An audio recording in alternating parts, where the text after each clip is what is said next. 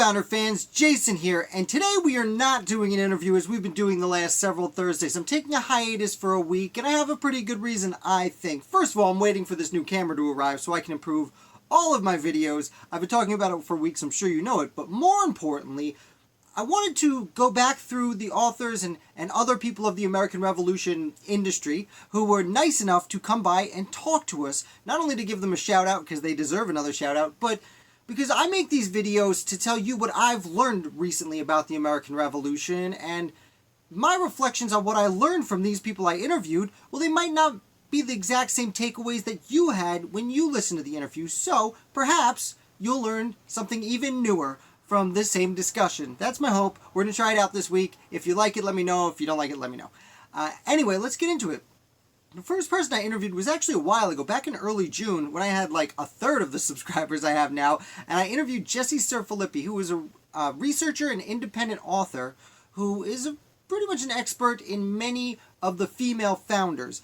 She also may or may not work for a particular museum that may or may not be in New York's capital region, that we never got approval to say she was working for, and instead just went with researcher and independent author, but she's an expert, and we discussed specifically Deborah Sampson, who is a woman who dressed as a man and fought in the Continental Army that you may not know. And I took two things away from this interview. The second thing is that Deborah Sampson, while we like to say she was either, just a patriot who wanted to fight, or a strong woman who wanted to prove she could do it, which both of those things are a little bit true, the real reason she wanted to do it was money. The Continental Army was paying, and they were certainly hiring. They weren't necessarily paying very well, and definitely not paying on time, but she needed money, and this was a solution she found, and she went that route. Also, later in life, she would go on a tour. One of the earliest kind of pop culture rock and roll tours, so to speak, but it was a speaking tour, there was no music, but that's what she did. Again, mostly for money. This time, a little bit for fame, but mostly for money. Now, the first thing I learned from that interview, as it was my first interview, was, speak more deliberately, be more confident when I ask my questions. I'm here talking to you right now. I'm pretty confident because this is me talking about the American Revolution. I like the American Revolution. I know a good amount about it, so I'm pretty confident talking about it. But my first time interviewing someone, I'd never done that before, and I was like a little bit reserved, so I kind of say things twice, like, thank you. Oh, terrific. When one terrific would have sufficed. But thank you, Jessie. I do want to note, I'm going to put links to all of these videos down below, and then those videos themselves will have links to whatever each person is good at doing, or whatever book they've written, or this and that. Now, at the end of July, I started my recent chain of interviews that my interview with Jessie gave me the confidence to do. Thank you again, Jessie. So nice of you. And that was Christian Despigna. Christian Despigna is author of Founding Martyr, a book about Dr. Joseph Warren. I had met Christian about 2 years ago. He was the first time I went to an event that featured the American Revolution, the Mohawk Valley American Revolution Conference, I think is the title. It might have been Revolutionary War Conference. I apologize, gentlemen, people out there, if I said that wrong. But it was a great conference. They were supposed to do it again this year, but nothing happened this year. But I met Christian there, and I was very nervous as like a blogger. I hadn't even started the YouTube channel yet, and I was like a blogger coming in to talk to these like authors and orators and lecturers who like were legitimate people, and I felt kind of as an intruder. And Christian Despigna, I recognized his face from before I went in. I looked it up because we had been tweeting at each other a little bit, and I went in, and he was so nice to me. And then a year later, when I reached out to him and said, hey, I'm going to do some interviews, not only did he say, yeah, I'm going to do it, but he also said, hey, here's some other people who might also be interested in doing interviews. And I can't thank him enough. But what did I learn this time that I didn't already learn in his book and already learn in other discussions with him? Particularly, he really harped on the point that when it came to the outset of the American Revolution, the Patriots revolting in Boston, that, well, Dr. Joseph Warren was arguably the leader. He was the number one guy in the Revolutionary War, at least the buildup. And the way he phrased it was, Warren dies at the Battle of Bunker Hill, but by that time there was already a letter written to him saying, hey, George Washington is coming to take over the Army of Observation and turn it into a Continental Army. And that letter was written to Joseph Warren because Warren was the one holding the keys to the revolution. And he was the one who was expected to turn the revolution, turn the soldiers and the army over to Washington. Not only was he a major general in this Army of Observation, although technically the Massachusetts militia, but he was also the leading political force. He didn't go to the Continental Congress because he was the one sending word of what to do and say to the people who did. I know we like to think of John Adams and Sam Adams and, Robert Treat Paine as, like, very important characters. John Hancock. Whoopsie, forgot John Hancock. They all were extraordinarily important characters, but they were not the leader. There was a motorcycle driving by, and they were almost like lieutenants to Joseph Warren. At least that's the point that Mr. Despigna makes, and he makes a very compelling argument for it. I suggest you watch the video. So thank you again to him. After that, I had Kyle Jenks on as a guest. Now, Mr. Jenks is a James Madison impersonator. And I asked him a lot of questions, some questions about Madison himself, but I was more curious about, what does it take to be an interpreter? How do you get into that kind of thing? And his answers were extremely interesting. And the one thing I really learned from that, and I'm not an actor, I just talk about the revolution. But one thing I really learned from him was, I was like, how many years did you study? Like, don't you have to learn everything about James Madison? And his response was, and I'm paraphrasing, but essentially, run with what you know.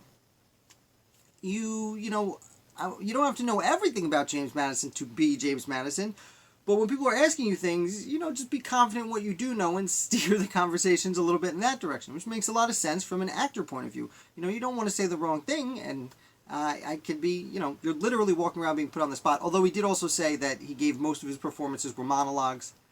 First, that didn't take questions, which is probably a good idea. Again, if you're thinking about getting into reenacting or acting in general, to be honest with you, I really recommend you watch that interview. Thank you to Mr. Jenks. After that, I had Stephen Koss, who was one of the people I was connected with again, Mr. Despigna. Mr. Koss wrote the book on the smallpox epidemic of 1721. The Fever of 1721 is the title. I learned several things from him, but one of the things I guess I had overlooked is, like, I had known Ben Franklin was a young man in Boston about this time. I had not made the connection that the smallpox epidemic affected his young life, and even more so, I didn't realize that when he was working for his older brother's paper, which I did know, I didn't realize that he took they used the smallpox epidemic to their advantage, and they used scare tactics about, like, inoculations are going to get you. Don't take inoculations because that's sold papers. And what's very interesting is then Ben Franklin went on to become a very prominent person who was speaking in favor of inoculations. Granted, decades had gone by and they learned a little more about it, but still, fascinating. I thought that was fascinating.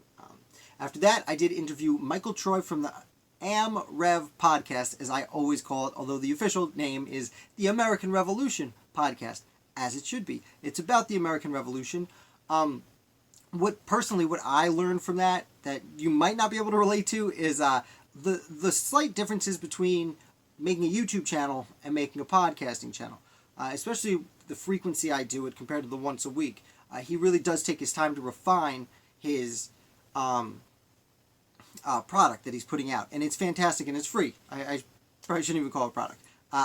I really recommend you check out the American Revolution podcast. It's my favorite way to consume American Revolution content, actually. Not even watching myself, believe it or not, family and friends. It's not watching myself. It is listening to the American Revolution podcast. And what I've learned recently, I'm a little conflicted because this interview was a few weeks ago and I've been playing catch up on his content about the Saratoga campaign recently. And what's fun about his channel, and this is what I've learned from him specifically recently, I just focus on American founders. There are just so many to get through. I thought by this point I would be up to the British, but I'm not. I'm still doing Americans.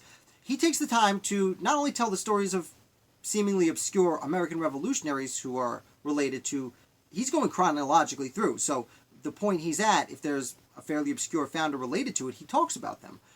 But he also goes into detail on the lives of a lot of the British soldiers. And not only have I learned about the British officers, I should say, but recently I've learned a lot about the fact that there was a lot of infighting over there. I knew there was infighting on the American side. Of course, there's always infighting in the war, but I've been learning about how the infighting in the British Army was kind of their undoing. So, love Michael Troy's AmRev podcast. Can't recommend it enough. Go after this is done. He's got hours and hours and hours for you to listen to. So start now. I usually do it when I'm doing the dishes, or once a week I take a car ride down the block because I got to get out of the house, and I listen to it. After that, I had Jane Hampton Cook came on. Now, Jane Hampton Cook, as I said, then has written a ton of books about a lot of things, and I asked her about several First Ladies. And what I learned from her that was very interesting is we all know the quote, or people who watch channels like mine probably know the quote of Abigail Adams saying, "Remember the ladies," to John Adams. But what I hadn't realized is that, John Adams kind of not necessarily took that to heart, but would have that in his mind when he started having conversations about giving the franchisement to women with a man named James Sullivan, who would go on to be governor of Massachusetts, and the brother of John Sullivan, who's from New Hampshire, who's a little more famous for many of his actions in the Revolution.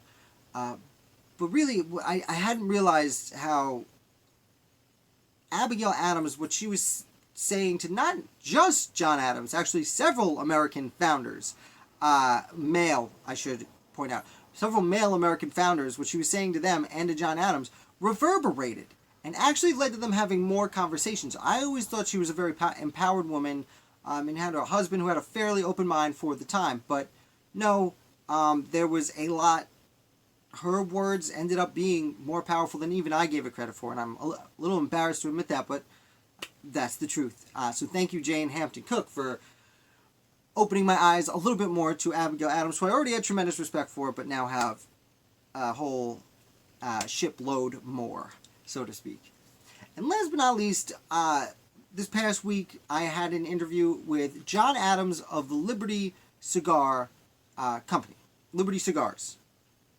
I think I saw it with the word company once, but usually it's just Liberty Cigars. Google Liberty Cigars, it'll come up.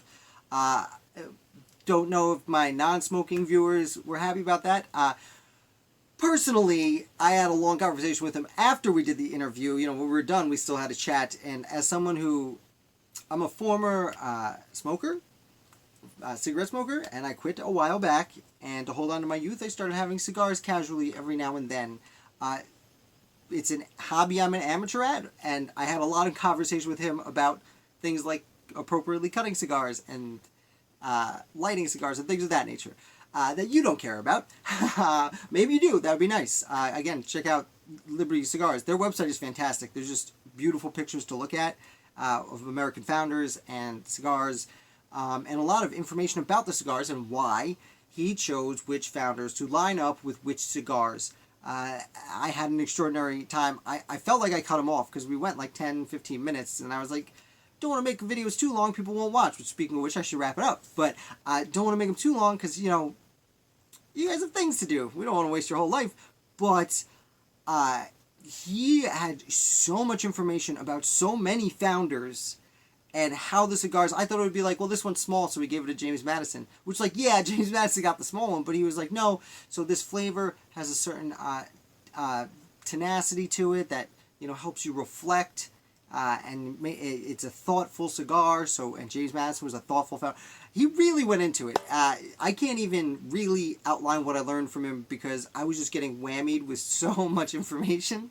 I was really taken by surprise how much thought he had put into the cigars. And actually, I had a quick discussion with him about maybe doing a few more conversations about just that. I shouldn't have asked him about all his cigars. I should have just interviewed him about one cigar, and we could have gone all night. So those are the first 7 interviews I've done here. As I said, I'm hoping for this new camera to get here eventually. It was supposed to be here 3 weeks ago. I canceled an order and redid another one. They're not at the stores, blah, blah, blah, blah. And I bring this up because I'm hoping to be able to do it a little more professional, have a screen. So, whoever's talking will be the bigger one, the other person will be down there. I can switch them, make it legitimate. I'm really hoping that happens. So thank you so much for watching. Thank you for subscribing. If you guys enjoyed this video, make sure you hit like. And I will be back. There will be next week, 1 week from when this is being released, is Constitution Day, September 17th. And I will be having another interview with a special guest where we'll be talking about the U.S. Constitution a little bit. And from there on out, I'm assuming I will eventually get this camera in the mail. And when I do, we'll be all set up, good to go. So thank you again for watching. Thank you for subscribing. Thank you for everything. Please make sure you check out the links below. If there are any videos you missed or any of these interviews you missed, they're all worth watching because all of these people are experts in the field, and I am very humbled that they would take the time to come hang out with me for a few minutes and talk about the American Revolution. And I'm also honored that you would come listen to me talk about the American Revolution for a much longer period of time than most of my videos run. So thank you again, and I will be back with a regular old founder tomorrow.